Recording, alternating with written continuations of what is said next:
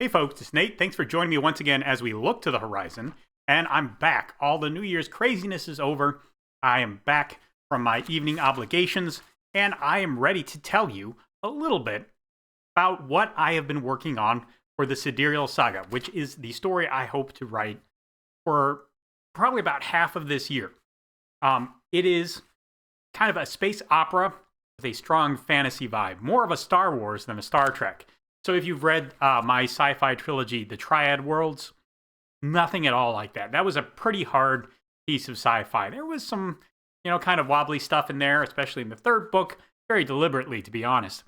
But really what I want to do with this series is I want to, one thing I'm very interested in is the way that alchemists and wizards have been promising us they will create life from scratch since time immemorial.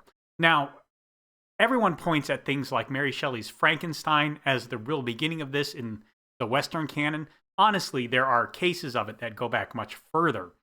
There are, stories like the Golem in Kabbalah mythos and things like that that are kind of in the same place. Honestly, if you look at the Shabti and even mummies in Egyptian mythology, they kind of are the same idea.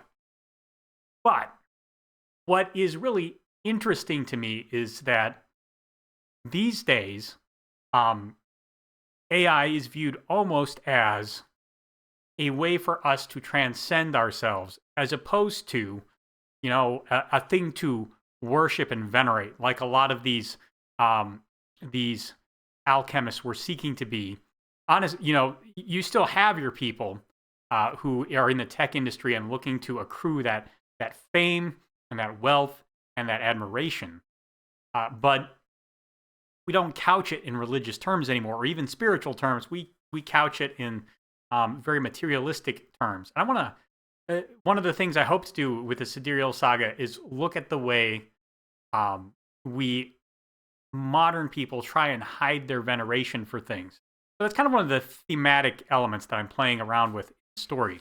But what's making it was initially making it difficult was I had a bunch of different pieces I wanted to weave together from very far away. And that is, part of a space opera. But I thought, with the way I outline, and I use that as my way to refine and really examine my story before I sit down and start committing large blocks of it to text. I find it makes my life easier. I figured I needed to work out a different method of outlining. So that's what I wanted to talk about today. I have here some outline pieces to show you. This is 2 of the 3 pages of outline. These are the interesting parts. The third page is after everything kind of comes together. It's really more like half a page because this is a little more information dense than my typical outlines. So the third page is nothing really to talk about here. What I enjoy doing here is trying to work out the timing of things. This is not probably as detailed for each storyline as outlines I have done before. There would probably be maybe 25% more beats if I were to do this in the way I normally outline. That's something I'm going to have to be careful of as I work off this, and maybe I'll refine it and expand on it as I transfer it over to an electronic form. But what you can see here is as you go down the page, these are 3 different storylines, not necessarily groups of characters or specific locations, but 3 different storylines that kind of run in parallel. So each beat is roughly the same amount of space on the page. And then when they cross over, I kind of just put in arrows at a couple places, like they run around the outside. So like this plot beat feeds over into this plot beat here. And this just it makes it easier for me to keep track of what should be where and happening when. And as things started to merge together, things got less distinct. You can see down on the bottom of this page, I had 2 storylines kind of come together to form this beat. And then they kind of broke back this third storyline. Kind of hard to do this. This third storyline over here kind of breaks into 2 additional separate beats here, while this beat just continues on its own onto page 3. And actually, once the setup in those 3 separate lines is done, they're all going to merge together into a final installment. So working all of that out actually made me think harder about how I wanted to present the story. And I'm probably going to talk more about that in future weeks. I don't want to talk about it too much now because I'm still kind of debating. The obvious thing to do would be to take maybe 6 of these points here, and put them together in one story. The problem is breaking it up and having a satisfying ending point for all 3 of these things running in parallel. There's probably a way like break them up so like I could, since these 5 points are all kind of connected and would put us in a place to move forward like that. I might be able to do something like that. But one of the things I want to do with the Sidereal Saga is I want to break the story up into more parts. I don't want to write all of this in a single marathon session running from the beginning of February, which is when I intend to start actually running this, into, say, August at some time. I would like to be able to, kind of flip back and forth between other projects. So I considered like just running through one storyline and leaving the threads that connect up with the other storylines to be picked up, I could maybe do that from February to April, and I could pick up on another one of the threads and show how things are starting to tie together, say maybe from June until August, and then I could wrap up the story as the year closes out. And I could do some short stories and some more essays, through the rest of the year. I haven't really decided on that. It's an interesting question.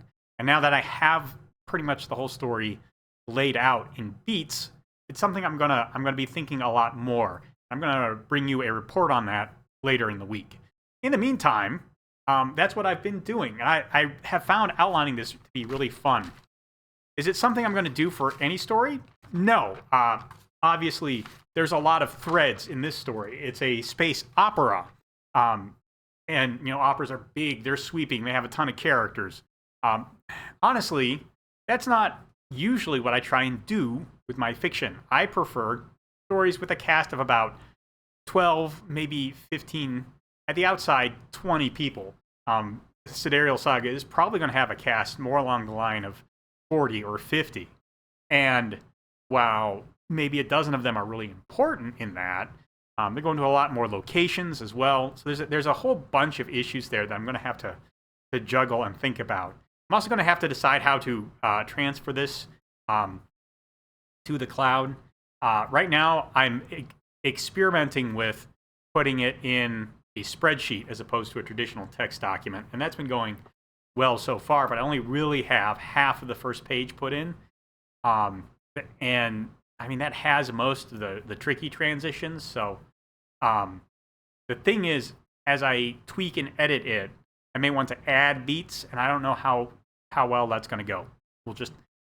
I'm winging that part of it. But that's what I'm doing this week. It's been fun and interesting.